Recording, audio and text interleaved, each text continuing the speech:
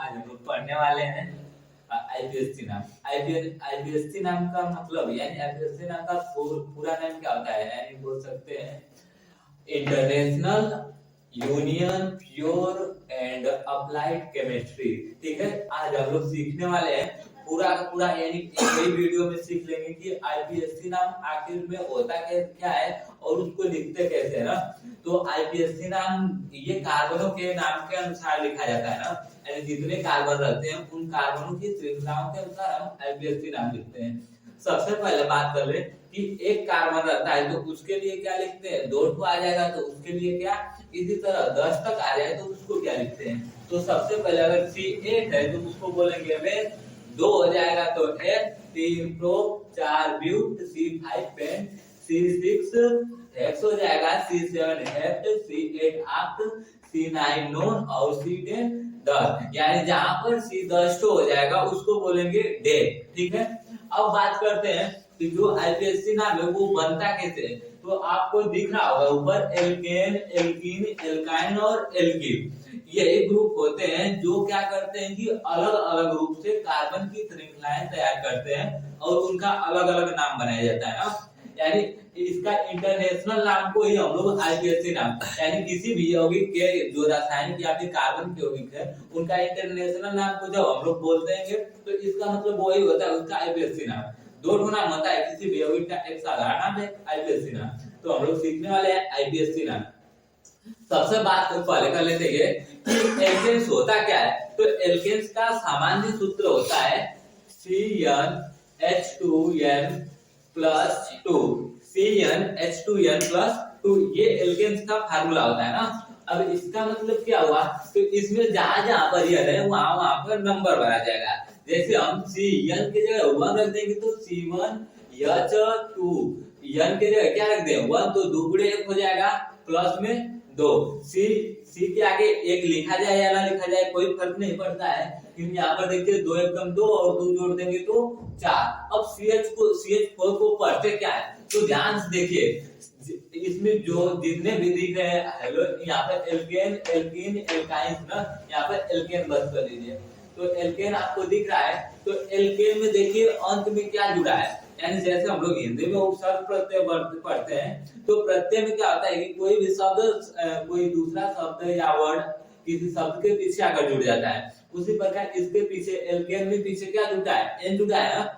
And जब alkene का नामकरण हम करेंगे तो उसके पीछे एन लगा देंगे। जैसे इसमें C1 है तो C1 को पढ़ेंगे क्या, मेथ पढ़ेंगे, और मेथ इसमें हम बताएं कि क्या जोड़ देंगे, एन जोड़ देंगे। क्या जोड़ेंगे, इसमें एल्केन वाला रहेगा तो एन जोड़ देंगे। क्या जोड़ेंगे, एन जोड़ेंगे ना। तो यहाँ पर एक कार्बन को पढ़ते हैं मेथ और इसमें जोड़ा क्या है एन, तो ये किसका फार्मूला हो गया, मेथेन का फार्मूला हो गया ना। अब इसी तरह n की जगह 2 रख दिया जाए, जब n की जगह 2 रखेंगे तो कितना आएगा C2 हो जाएगा, और यहाँ पर 2 और n की जगह 2 रख देंगे, 2 गुना 4 और 2 जोड़ देंगे तो 6, यानी C2H6। अब बताइए, अब C2 आ गया ना। C2 का मतलब कि कार्बनों की संख्या कितनी, 2, और 2 कार्बन को पढ़ते क्या है L, क्या पढ़ते हैं L, और इसमें हम लोग को जोड़ना क्या है, N जोड़ना है ना। तो इसमें जोड़ देते हैं N। अब बात फंसती है कि आखिर हम लोग N कब जोड़ेंगे ना, ये जोड़ेंगे क्यों। तो जब आप लोग को ये कार्बन की जो संख्या है हाइड्रोजन की संख्या का, यानी जो कार्बन की संख्या है 2 गुना से 2 अधिक कर देंगे ना, यानी 2 गुना से 2 अधिक करने पर हाइड्रोजन की संख्या मिले तो वहां पर श्योर पकड़ लीजिएगा कि यही है एल्केन। यही क्या है, एल्केन है। देखिए 2 गुना के 4, 2 जोड़ दिए तो कितना हो गया 6, यानी 2 गुना से 2 अधिक रहा तो एल्केन, 2 गुना से 2 अधिक रहा तो एल्केन। अब जैसे हम यहाँ पर C3 और 3 गुना कितना होगा 6, और इसमें 2 जोड़ देंगे तो 8, यानी इसका तीसरा फार्मूला क्या बन गया C3H8। यानी C की n के 3 रखेंगे तो इस 3 n से गुणा कर देगा, यानी 2 से ना, तो 2 तिहाई 6 और 2 जोड़ देंगे तो 8, यही हो रहा है। अब इसका नाम क्या होगा, C3 को पढ़ते क्या है प्रोप, तो प्रोप लिख देंगे इसको। आज इसमें देखिए ये प्रूफ तो लिख दिए, अब ई कौन सा है तो 3 गुना के 6 और 2 को जोड़ दे, यानी 2 गुना करे और 2 को जोड़ दे तो एल्केन आता है। तो एल्केन में हमेशा जब एल्केन मिले तो एन जोड़ते हैं, तो इसमें क्या होगा प्रोपेन, कैट आउट प्रोपेन हो जाएगा ना। ये हम लोग का एल्केन थ्योरी क्लियर, यानी एल्केन में आपका 10 तक आ जाएगा। जैसे C10 का देख लेते हैं, अब C10 हो गया तो 10 का दुगुना करेंगे तो 20 और 2 और जोड़ना है हमके, ठीक है। यानी अब C10H22 को पढ़ेंगे क्या, तो C10 को हम लोग पढ़ते हैं डेट, क्या पढ़ते हैं डेट पढ़ते हैं ना। और इसको पहचाने कीजिए कि यही एल्केन है, तो 10 गुना के 20 2 गुना के 2 अधिक है, इसका मतलब ये एल्केन है ना। तो एल्केन है तो इसमें एन जोड़ना है, तो इसका हो गया डेकेन, हो गया कि नहीं, क्लियर। अब बात करते हैं हम लोग एल्कीन की। एल्कीन जैसे एल्केन में देखे थे पीछे क्या लगा था, एन लगा था, उसमें इसमें क्या लगा है, इन लगा है कि नहीं, इन लगा है। इसका मतलब कि इसके यानी जितने भी ग्रुप्स आएंगे या जितने भी श्रृंखलाएं आएंगी सब में उसके पीछे इन जोड़ देंगे, ठीक है। इसमें क्या जोड़ा जाता है अनुलग्न के रूप में, तो इन जोड़ा जाता है ना।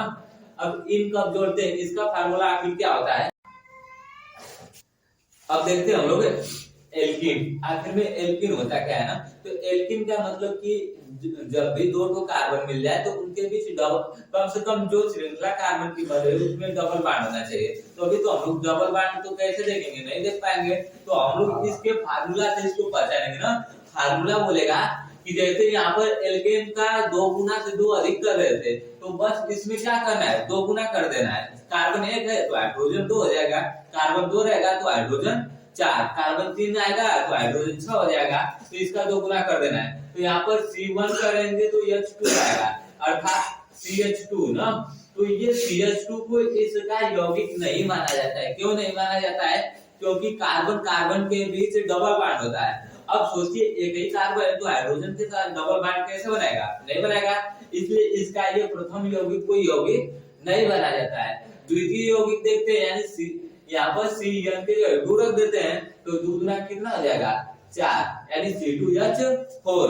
जब भी आपको एल्कीन मिलेगा तो उस कार्बन का 2 गुना हाइड्रोजन होगा, मतलब C2 है तो H4 हो गया है, C3 आएगा तो H6 आ जाएगा। अब इसका नाम क्या है, तो C2 को पढ़ते हैं H, और इसमें जोड़ना है हम लोग को इन ना, तो H में इन जोड़ देंगे तो हो जाएगा एथीन। जैसे अब लिखते हैं हम C10 लिख देते हैं तो C10 लिख दें, यानी कि 10 लिखें, तो यह लिख देंगे तो यह में 2 देखिए यह और 2 आपस में मल्टीप्लाई किए ना, तो 10 गुना कितना होगा 20, यानी C10H20 को क्या पढ़ा जाएगा, तो C10 को क्या पढ़ते हैं डेक पढ़ते हैं ना। और इसमें जोड़ना क्या है, अब इसको तो पहचान चुके हैं कि जो कार्बन के 2 गुना में रहेगा वो किस में आएगा, एल्कीन समूह में, एल्कीन में, और एल्कीन में आएगा तो उसमें जोड़ेंगे क्या, तो जो अंतिम में रहता है इन ना, इसी को जोड़ देते हैं, तो ये क्या होगा डेकिन। तो डाउट क्लियर हो गया। अब बात करते हैं एल्काइन। एल्काइन का फार्मूला होता है CnH2n-2, यानी सबसे पहले पहले 2 को जोड़े हैं, उसमें से 2 को घटाते हैं, एल्केन में तो एल्कीन बन गया है, और ये 2 को घटा देंगे तो एल्काइन बन जाएगा, क्या बनेगा एल्काइन बन जाता है ना।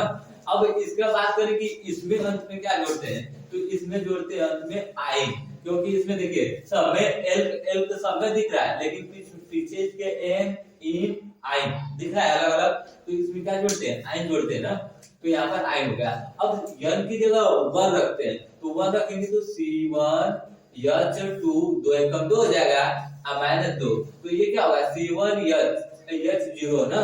तो इसका भी जो यानी एल्काइन का पहला यौगिक है वो नहीं बनता है, क्यों, क्योंकि कभी भी कार्बन अकेले यौगिकों का निर्माण कैसे, यौगिक का मतलब होता है कम से कम 2 तत्व या 2 पदार्थ होने चाहिए ना, तभी यौगिक बनता है। तो ये अकेले कार्बन तो यौगिक बनाएगा नहीं, इसलिए तत्व हो जाता है।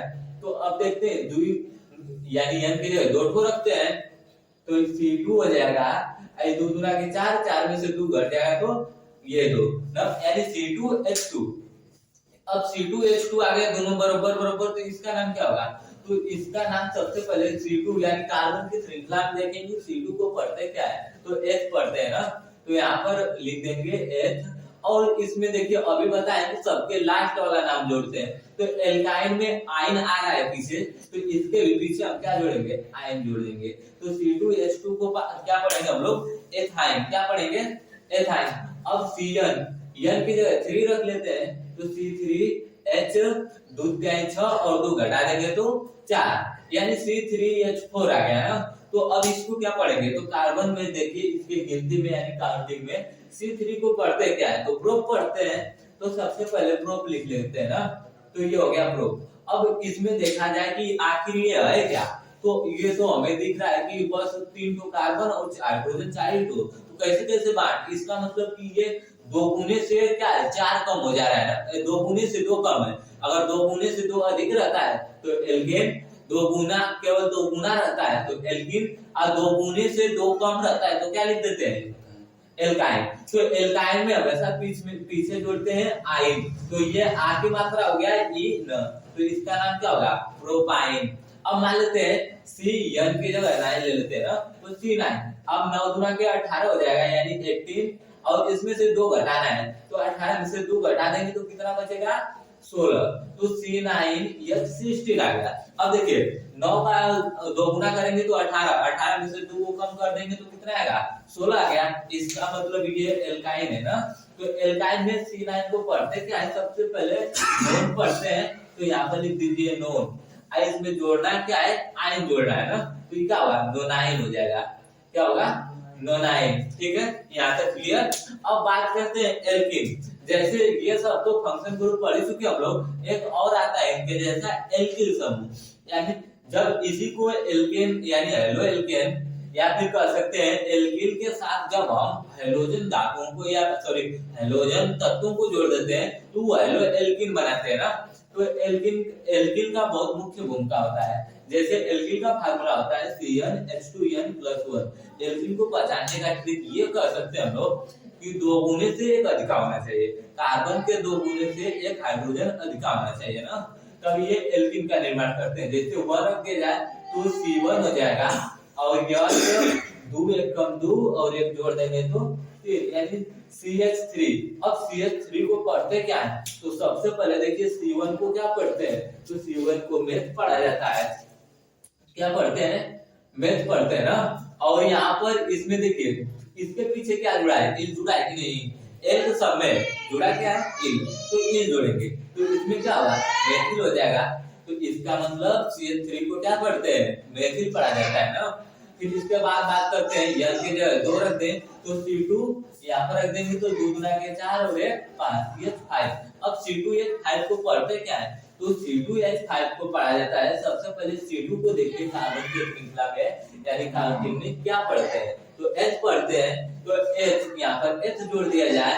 और इसमें देखिए कौन से ग्रुप का है, तो 2 गुना के 4 5, 2 गुने से 1 अधिका है ना, तो 2 गुने से जब 1 अधिका हो तो उसको समझ जाते हैं कि एल्किल ग्रुप का है। तो एल्किल ग्रुप का है जिसका मतलब हमें इल जोड़ना है, तो इल जोड़ना है तो ये हो जाएगा एथिल, क्या हो जाएगा, एथिल। कहीं कहीं ये भी डाउट आता है बच्चों को कि जो C2H5 लिखा है इसको तोड़कर CH3 CH2 लिख दिया जाता है ना, तो यहाँ तक बच्चे फंस जाते हैं। क्यों फंसते हैं, क्योंकि अब इनको पता ही नहीं रहता है कि आखिर यहाँ हाइड्रोजन और कार्बन तो दोनों अलग अलग हो गए हैं, तो ये नहीं होता है। आप कार्बन की संख्या को गिनिए, 1 2, कितना कार्बन, 2 कार्बन, 2 कार्बन को H पढ़ते हैं तो फिर वैसे का वैसे H हो जाएगा ना।